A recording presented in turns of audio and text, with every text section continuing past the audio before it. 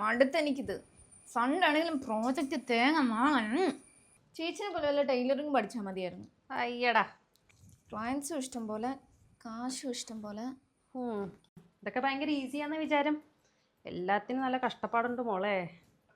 നീ ഒന്ന് ടൈപ്പടി. അഹങ്കാരം. അല്ല ചേച്ചി, എന്താ പ്ലാൻ? ഞാൻ എന്തെങ്കിലും അമ്മായി ആവോ? എന്താ അങ്ങനെ ഒരു ടോക്ക്? അല്ല, അമ്മ ചേച്ചിയോട് പറഞ്ഞ് മനസ്സിലാക്കണം എന്നൊക്കെ വല്യമ്മയോട് പറയുന്നുണ്ടായി.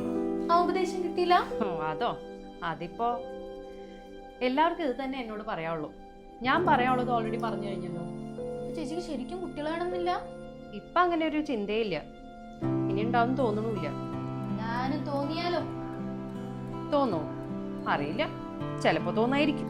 ഇനിയിപ്പോ ഭാവിയിൽ അങ്ങനെ വല്ലതും തോന്നിയാ എന്നെ കൊണ്ട് പറ്റിയില്ലെങ്കിൽ വേറെ ഓപ്ഷൻസ് നോക്കാൻ ഞാൻ റെഡിയാ. അഡോപ്ഷൻ പോലെ. അഡോപ്ഷനും സ്വന്തം കുട്ടി ഉണ്ടാവുന്നതും തമ്മിൽ വ്യത്യാസമില്ല. എന്ത് വ്യത്യാസം?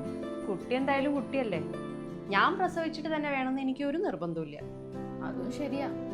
അപ്പൊ ചേട്ടനും നോക്കിയാണോ? അവനും ഓക്കെ. രണ്ടാളും തീരുമാനിച്ച് ഉറപ്പിച്ചതല്ലേ? അപ്പൊ ഞാൻ ഒരു കാര്യം ചെയ്യാം.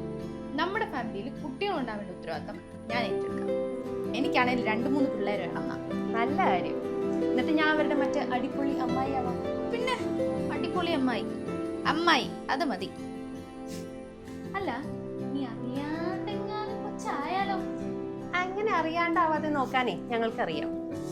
ഞാൻ പ്രോജക്റ്റ് കംപ്ലീറ്റ് ചെയ്യും. വാചകടി മാത്രം. Okay madam.